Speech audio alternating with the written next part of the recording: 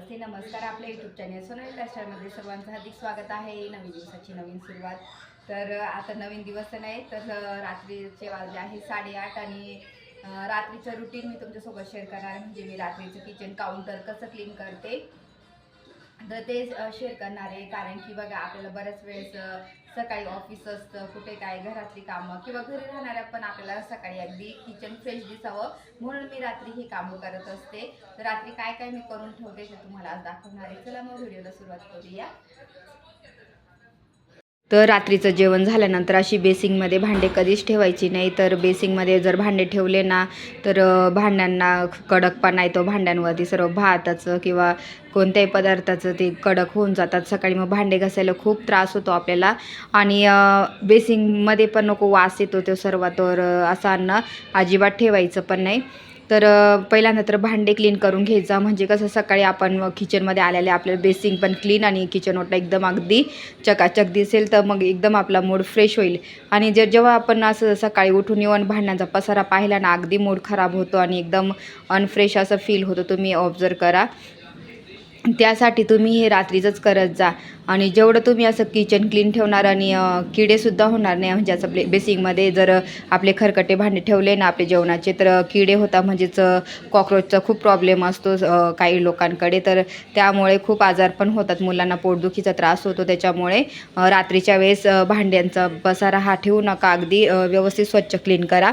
आपल्यासाठी मुलांसाठी हे छान असतं, योग्य असतं आणि याच्याने आपल्याला कोणत्याही प्रकारचं आजार होत नाही. म्हणून मग आपली भांडी ही रात्रीच्या रात्री क्लीन करा. आणि मी पण ही रोज करते. मला कधीच कंटाळा मी केला नाही ह्या गोष्टीसाठी.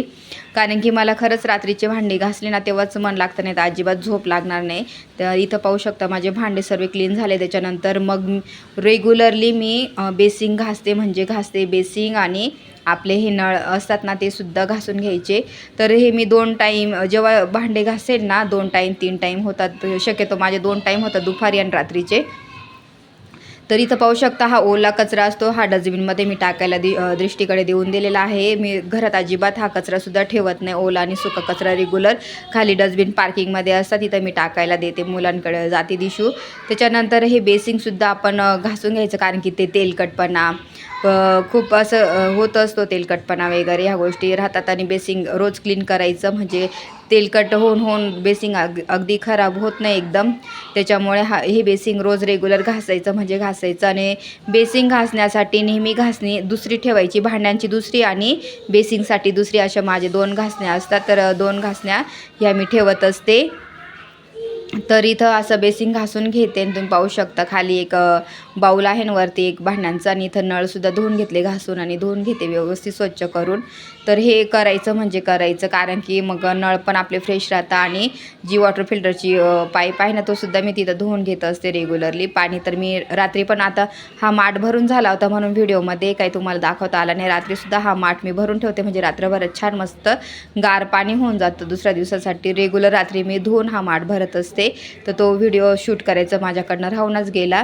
म्हणजे कसं रोज रात्रीचे होऊन जातं म्हणजे टेन्शन नाही. आणि फिल्टर पण मी भरून ठेवते रात्रीच्या वेळेसच. तर हे कामसुद्धा माझं झालेलं आहे. आणि इथं पाहू शकता माझं एकदम बेसिंग पण मी स्वच्छ करून घेतलेलं आहे, अगदी मस्त झालेलं आहे. त्याच्यानंतर पूर्ण हे पाणी इथून काढून घ्यायचं आहे. पाणी काढून एकदम स्वच्छ आणि तिथं सुकून जातं म्हणजे कोरडं होऊन जातं. म्हणजे व्यवस्थित वास वगैरे कोणत्याही प्रकारचा आपल्या किचनमध्ये येत नसतो.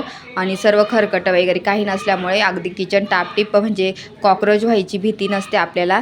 त्याच्यानंतर मग आपण मसाले करत असतो कुठे काय, तर रेग्युलरली झाल्यानंतर मसाला झाल्यानंतर जे आपलं आहे ना मिक्सर ते सुद्धा असं फडक्याने क्लीन करून घ्यायचं. कारण की बघा आपण तसंच ठेवतो ना मग डाग पडत जातं आणि खूप काळं कुट्ट होऊन जातं आणि ते आपल्याला नकोसं वाटतं मग नंतर. आणि एकदम ते डाग निघत नसतात नंतर.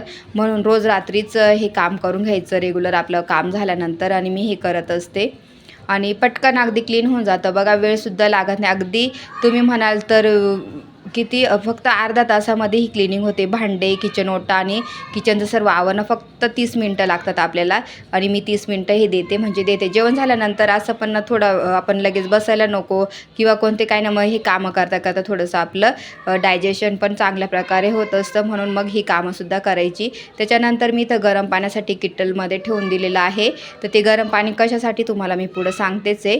तर इकडे साईडला गरम पाणी होतं तोपर्यंत मी लगेच इकडे किचन गॅस क्लीन करून घेते. स्प्रे हा घरी बनवलेला स्प्रे आहे माझा, तर तो स्प्रे मी एकदम छान पुसून घेतला स्प्रे मारून. तुम्हाला पूर्ण माझं गॅस दाखवणार. किती चकाचक असं वाटतं की घासून घेतलेलं आहे असं होतं आहे ते ह्या स्प्रेने. तर मी इथं बघू शकता वरतीसुद्धा जे आहे ना खिडकीमध्ये जी स्टाईल आहे ना ते सुद्धा सर्व फडक्याने व्यवस्थित पुसून घेत आहे. कारण की बघा असं व्यवस्थित पुसलं ना मग दुसऱ्या दिवशी धूळ वगैरे तेलकटपणा काही शिल्लक राहत नाही आणि आपल्याला एकदम मग कामाचा लोड पडत नाही.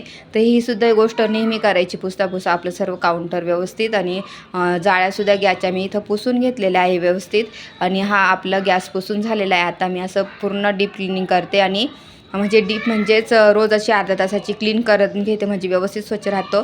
आपण जेव्हा स्वयंपाक करतो खाली आपल्या गॅसच्या खाली बरंच असं खरकटं पडलेलं राहतं, तो सुद्धा काढून घ्यायचा आपण.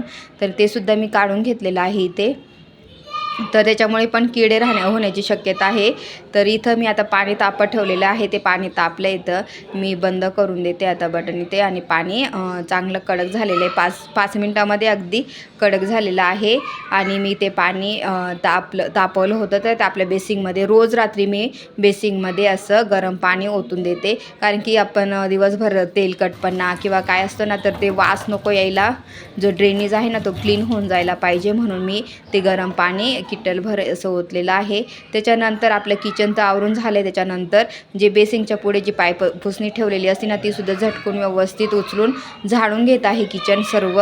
कारण की आपण किचन क्लीन केलं तेव्हा खाली काही कचरा वगैरे पडलेला तो सर्व कचरा मी इथं काढून घेतलेला आहे.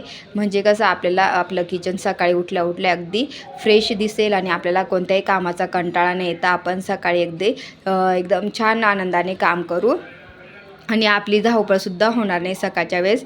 आणि पटापट आपलं काम होऊन आपण ऑफिससाठी किंवा आपल्या रेग्युलर कामासाठी आपल्याला सुरुवात करता येते. त्याच्यामुळे मग ही कामं रात्रीच्या वेळेस झाली पाहिजे.